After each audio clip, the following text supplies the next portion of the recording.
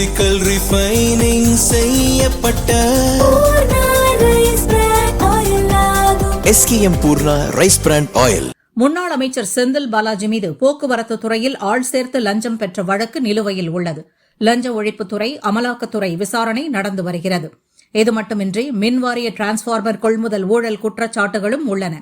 செந்தில் பாலாஜியின் தம்பி அசோக்கும் ஊழல் வழக்கில் குற்றம் சாட்டப்பட்டுள்ளார். இருவரும் ஜாமீனில் உள்ளனர். இந்த சூழலில் சென்னையில் உள்ள செந்தில் பாலாஜியின் வீட்டிற்கு இன்று கரூர் போலீசார் சென்றனர். அவர் வீட்டில் இல்லாததால் போலீசார் திரும்பிச் சென்றனர்.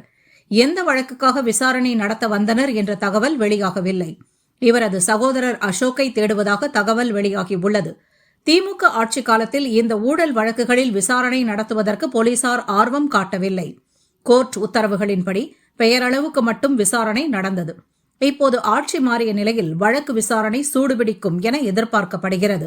இதுகுறித்த கேள்விகளுக்கு மின்சார அமைச்சர் நிர்மல்குமார் கூறியதாவது: எந்தெந்த இடத்துல ஏற்கனவே நடந்த ஊழல்களையும் நாங்க எடுத்து சொல்லுவோம். அது இல்லாமல் யாரு ஊழல் செஞ்சாங்க என்னன்றத அந்த டிவிஎஸ்சியோ இல்ல அதற்கான துறையோ அவங்க முடிவு செய்து கன்விக்ஷன் அப்பதான் நம்ம சொல்லுவோம். நாங்களே ஒரு கன்க்ளூஷனுக்கு இவர்கள் ஒரு சில இதை சொன்னால் அது வழக்கையும் பாதிக்கும். கண்டிப்பா எந்த பீரியட்ல நடந்துச்சுன்னு தெரியும். போன ஆட்சியில யார் அமைச்சர் இருந்தா தெரியும். அவங்க சம்பந்தம் இல்லாம நடந்திருக்காது. ஸோ அது நாங்களே சுட்டி காட்டினா அந்த வழக்குக்கு தேவையான இதா இருக்கும். பட் கண்டிப்பா என்னென்ன ஊழல் நடந்திருக்கு, எங்கெங்க முறைகேடு நடந்திருக்கு, இதெல்லாம் ஐடென்டிஃபை பண்றது. இப்ப நான் சொல்றேன், சோலார்ல இப்படி நடந்துச்சு. சோலார் இருக்கப்ப யார் இருந்தா, இது எப்படி நடந்துச்சு எல்லாருக்கும் தெரியும். இதுல எவ்வளவு பேர் பணம் கொடுத்துட்டு இப்பவும் காத்துட்டு இருக்காங்க தெரியும். 25 லட்ச ரூபாய் மெகாவாட் கொடுத்துட்டு காத்துட்டு இருக்கவங்க இப்போ ஆயிரக்கணக்கான பேர் இருக்காங்க. ஏற்கனவே இப்ப கொடுக்காமல் யாராவது ஒருத்தர் ஒரு மெகாவாட்டா உள்ள வந்திருக்க கடந்த 5 வருஷத்துல அப்படின்னு நீங்க கேட்க சொல்லுங்க. இதெல்லாம் இண்டஸ்ட்ரிக்கு தெரிஞ்ச விஷயம், இன்னைக்கு இந்த துறையில தெரிஞ்ச விஷயம். அது அனைத்தும் இப்ப நிறுத்தப்பட்டது. தெரியல, அவர் பல வழக்குல சம்பந்தப்பட்டிருக்கிறார். செந்தில் பாலாஜி அவர் பல வழக்குல இருக்கிறார். பல வழக்குகள் அவர் மேல நிலுவையில் இருக்கு.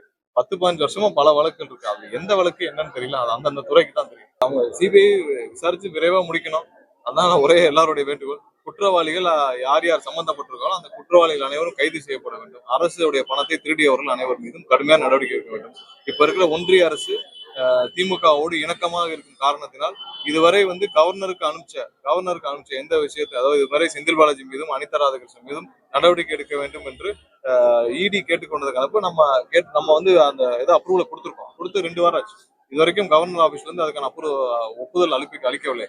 நம்ம கிட்ட இருந்து அரசுகிட்ட இருந்து போயிருச்சு. இடி கேட்டது என்போர்ஸ்மெண்ட் ஆயிடும். அது பல மாதங்களாக தூங்கிட்டு இருந்த ஃபைல நமக்கு ஒப்புதல் கொடுத்துருக்கோம். அதை இதுவரை கவர்னர் ஏன் பிடித்து வைத்திருக்கிறார்? இதற்கு மேல் சிபிஐ நடவடிக்கை எடுக்குமா? இல்ல சிபிஐ மறைமுகமா சிபிஐயும் திமுகவும் இணைந்து செயல்படுகிறார்களா? பார்க்க போனால் 2 பேரும் மறைமுகமாக ஒன்றாக இணைந்து செயல்படுகிறார்கள். அதனால்தான் கவர்னர் இதுவரை செந்தில் பாலாஜி மீதும் அனிதா ராதாகிருஷ்ணன் மீதும் நாங்கள் அனுப்பிச்ச ஃபைலுக்கு இதுவரைக்கும் எந்த ஒப்புதலையும் கொடுக்கவில்லை. அவர்கள் 2 பேரும் இணைஞ்சு செயல்படுறாங்கன்னு நல்லாவே தெரியுது. சிபிஐ இதுல முறையாக டிரான்ஸ்ஃபார்மர் எப்படி விசாரிக்கணும்.